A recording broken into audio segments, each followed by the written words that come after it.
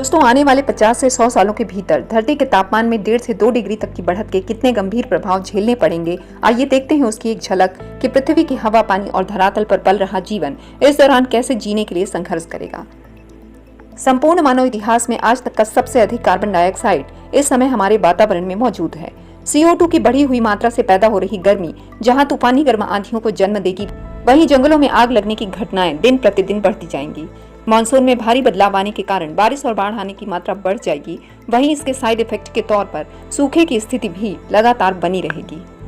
2050 तक उत्तरी ध्रुव की लगभग पूरी बर्फ पिघलकर समुद्र में समा जाएगी और समुद्र का जल स्तर 2 से 4 फीट यानी 0.7 से 1.2 मीटर तक बढ़ जाएगा।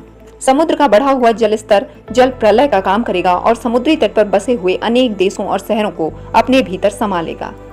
धरती पर बढ़ रहे तापमान का करीब 90% हिस्सा समुद्रों के जल द्वारा सोख लिया जाता है, जो करीब 20 सेक्सटिलियन जूल ऊष्मा के बराबर यानी प्रति सेकंड 2 हिरोशिमा बमों के फटने के बराबर होता है। वातावरण में CO2 की मात्रा जैसे जैसे बढ़ती जाएगी, समुद्रों के जल की अम्लता भी बढ़ेगी, जो समुद्र की कैल्शियम आधारित आबादी और जीवों को छिन्न भिन्न कर देगी।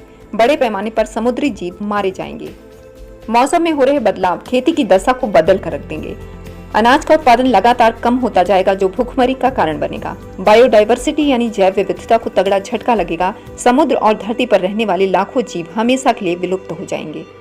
बढ़ता तापमान एलर्जिक और सांसों से संबंधित बीमारियों को बढ़ावा देगा। बारिश के लंबे मौसम के कारण डेंगू, मलेरिया और मच्छर जनित बीमारियां अपना कहर बरपाएंगी। सबसे दुखद और भयभीत करने वाला तथ्य ये है कि जलवायु परिवर्तन को कम करने और रोकने वाली परिस्थितियों पर कार्यवाही जितनी धीमी होगी, इसे जितना ज्यादा अनदेखा किया जाएगा, उतनी ही तेजी से धरती पर जीवन पूरी तरह तबाही की ओर जाएगा।